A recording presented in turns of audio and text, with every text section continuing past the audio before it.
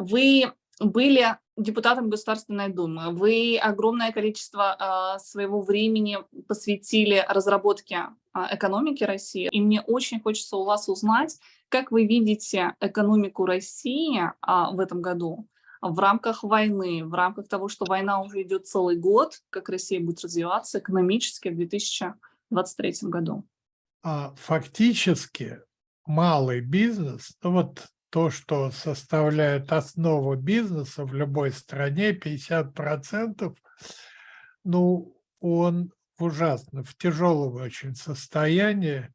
В лучшие времена он по налогам давал 5%. На самом деле сейчас значительно меньше. То есть бизнеса, строго говоря, в России нет. В национальных республиках вот эта часть экономики, она более развита, потому что там на других основах существует все это. Но тоже в тяжелом состоянии. И налоговое давление, и коррупционное, самое главное, давление очень сильное. А ущерб, который наносит сейчас война экономике России, колоссальный. И состоит он, конечно же, в огромных затратах, изъятиях фактически из экономики ресурсов в связи с войной, но еще и в связи с изоляцией России.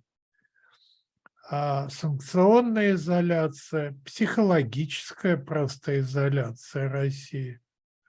Вот это создает условия для того, чтобы экономика в России не развивалась, экономические связи сокращались, сокращалось производство. В общем, ущерб колоссальный.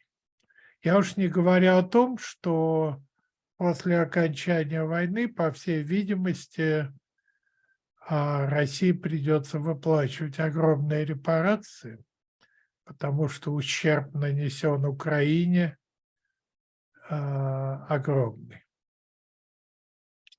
Можно ли говорить о том, что, постараюсь объяснить, из регионов было призвано огромное количество человек на войну, и мы знаем, что им там выплачиваются какие-то зарплаты.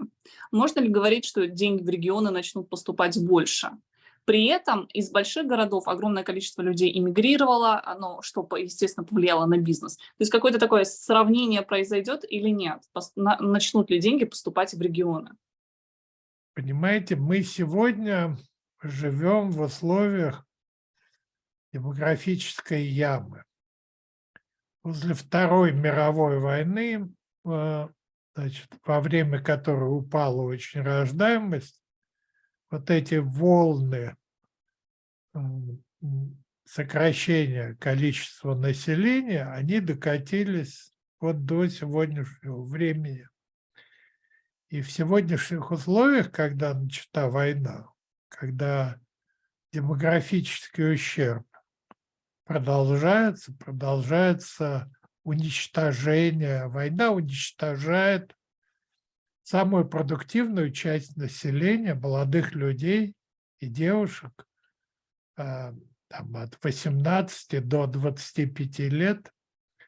Вот, и уже речь идет ведь это американские оценки, о 160 тысячах граждан России, погибших на этой войне. И о цифре в 3 раза больше, почти миллионе людей, которые получили ранения, увечья. Главное, что нужно регионам, это свобода. Свобода экономической деятельности. И тогда регионы начинают развиваться, но сегодня налоговая политика федерального центра, экономическая вообще политика, она приводит к бедности регионов, к обнищанию регионов. Сегодня федеральная власть нисколько не думает о регионах. Вот очень типичный пример, если вы помните, были протесты в Хабаровске. Да. Ну, большие протесты. Фургал пытался переключить бюджеты региональные, региональные компании, чтобы рабочие места получили жители Хабаровского края. Вот и это вызвало сопротивление федерального центра. Фактически федеральный центр объявил все компании местные, региональные криминальными структурами.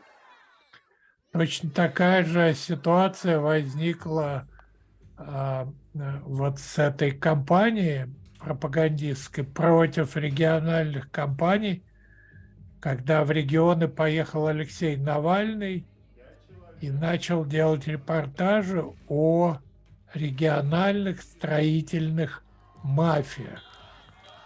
То есть вот в этой конкуренции чекистов федеральных и региональных компаний была сделана попытка доказать, что это все криминальные структуры в регионах. Вот. И я думаю, что это наносит тоже очень серьезный ущерб региональной экономике, региональному развитию.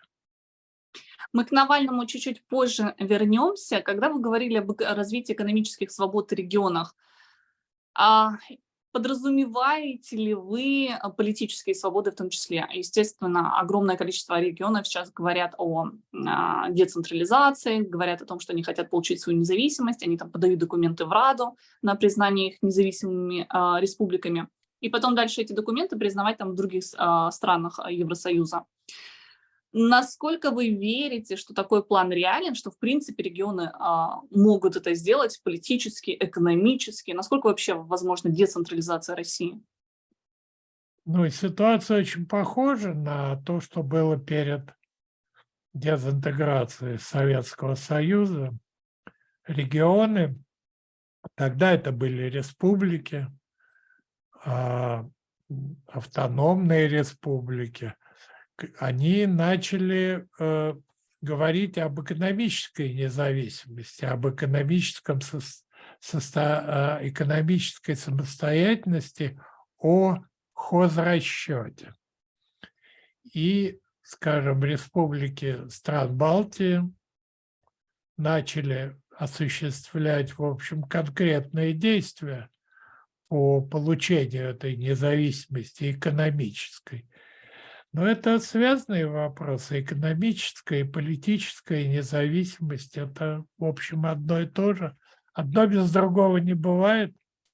Каждый раз, когда регион начинает говорить об экономической независимости, имеется в виду, конечно, и независимость политическая. Верите ли вы, что это возможно осуществить? Ну, то есть, что это реально? Либо это все будет Нет, подавлено в и уже условиях авторитарного режима получить какие-то политические свободы нереально.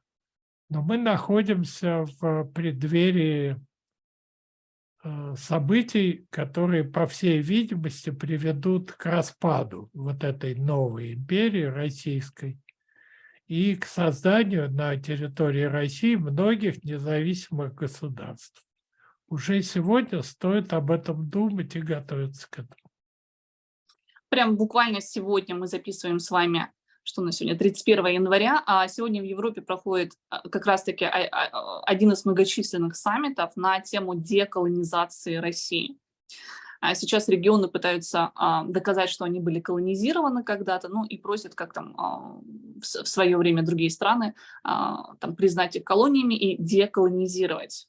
Региональные элиты сегодня озабочены задачей выживания. Просто выживание, физического выживания – это не просто реально, это способ сохранения граждан, населения, способ физического выживания, то есть способ не умереть от голода. Россия, Советский Союз известен такими явлениями, как Голодомор, это вполне может быть повторено сегодня федеральной властью, которая озабочена только собственным выживанием. Вот. А региональные власти, региональные элиты – это же не только назначенные Путиным охранники его.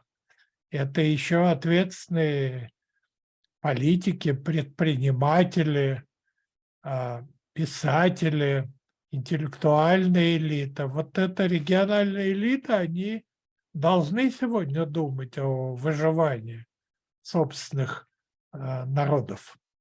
И выживании культуры, конечно.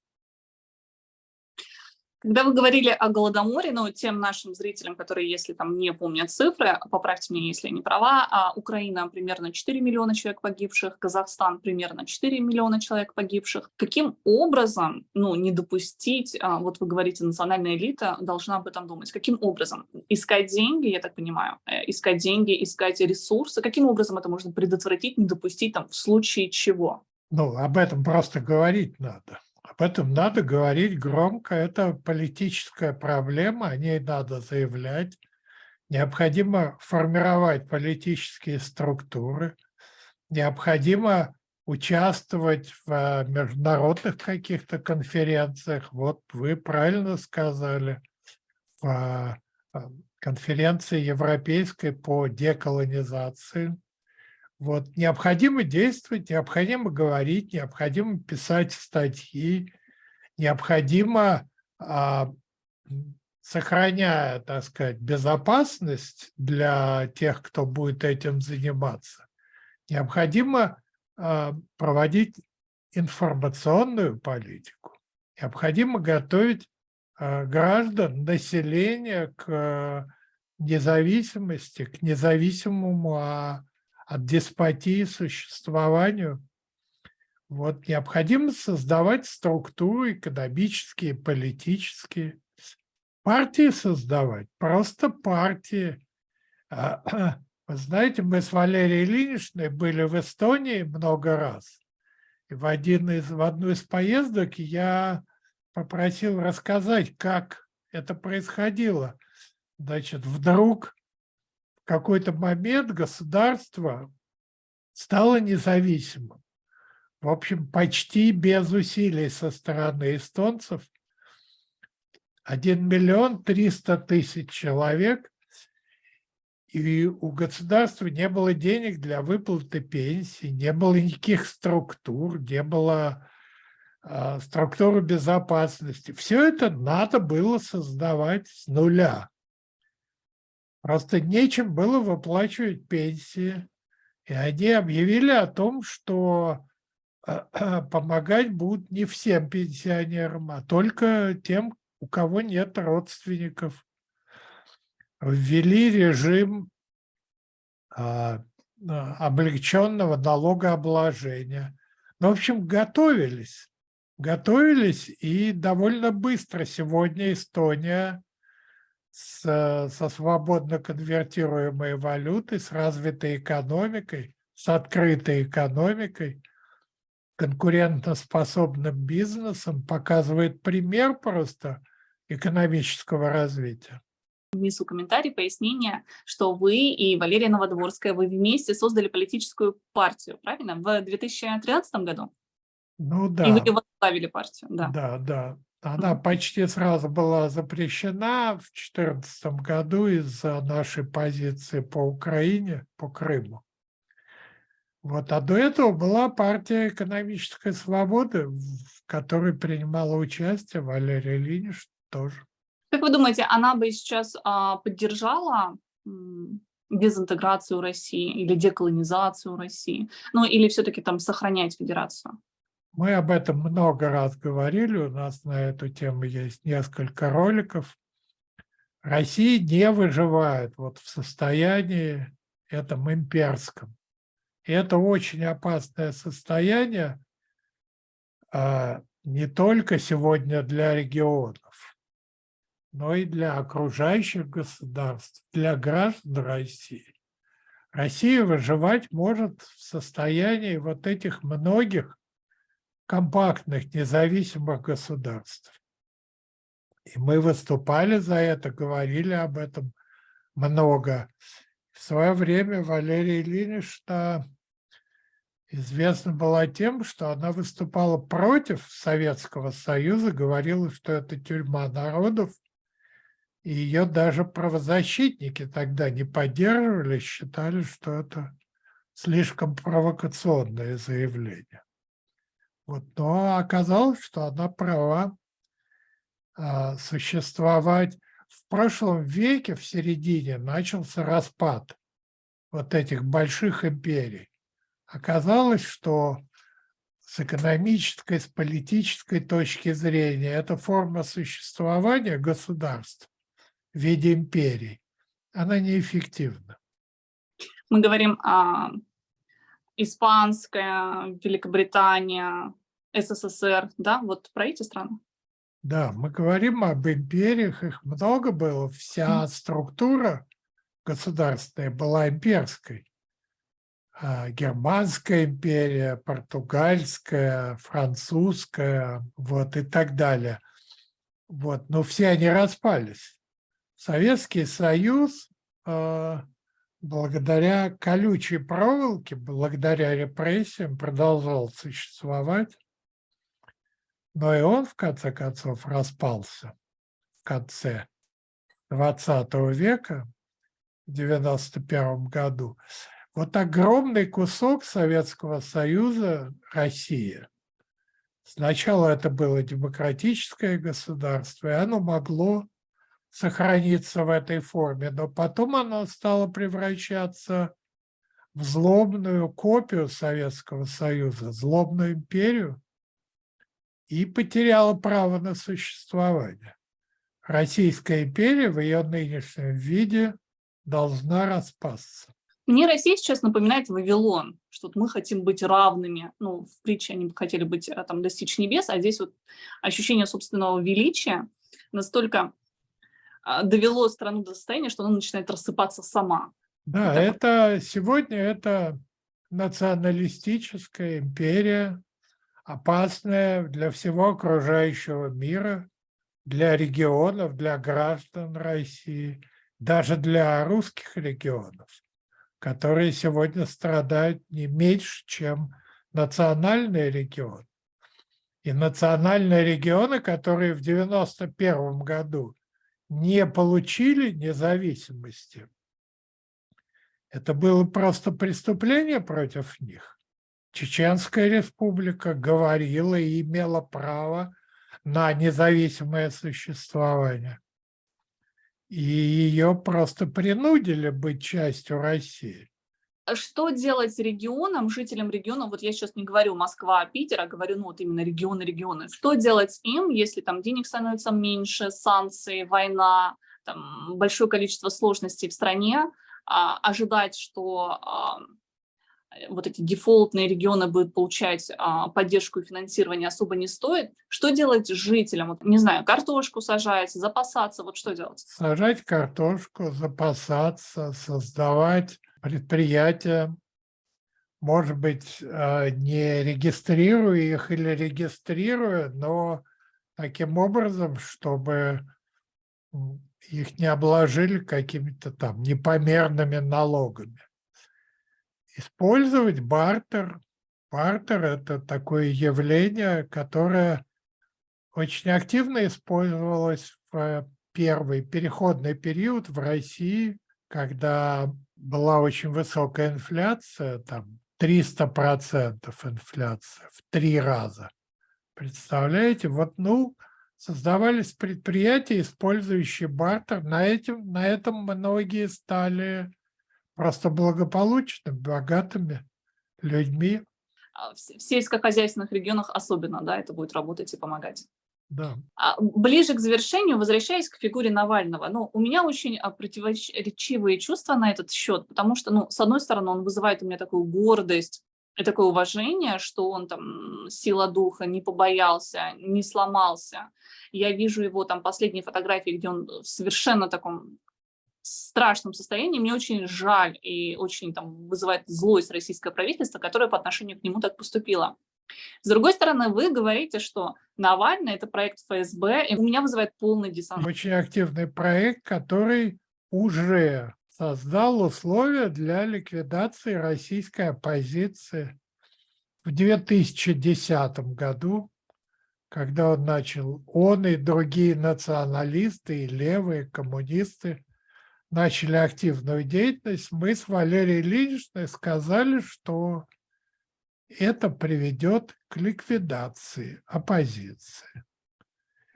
И это привело к ликвидации оппозиции. Ну, представьте себе митинг 24 декабря 2011 года, на котором выступают националисты и начинают просто сеять рознь, говорить какие-то ужасные вещи про таджиков, про иммигрантов.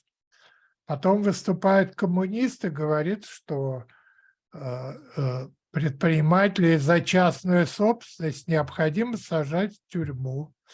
А перед ними на площади стоят менеджеры этих самых малых предприятий, современных. То есть они им говорят, что их надо уничтожить. Но это и привело к ликвидации оппозиции очень быстрой. Навальный выполнил свою задачу и продолжает ее выполнять. В момент начала военных действий в Украине основной проект, который информационно раскручивался, это яхта Шахерезада Путина. Понимаете, то, что там убивают детей, это женщин, это не очень важно. А вот яхта Путина, какое он имеет право владеть яхтой, ну это просто дезориентация людей. Вот. И сегодня это очень смешно, но то, что утверждает Навальный, навальнисты, сегодня существует лидер оппозиции, но оппозиции не существует. Он обычный наемный агент, сотрудник спецслужб. Вот. А то, что вам показывают картинки, лучше бы вы все-таки к этому относились критически.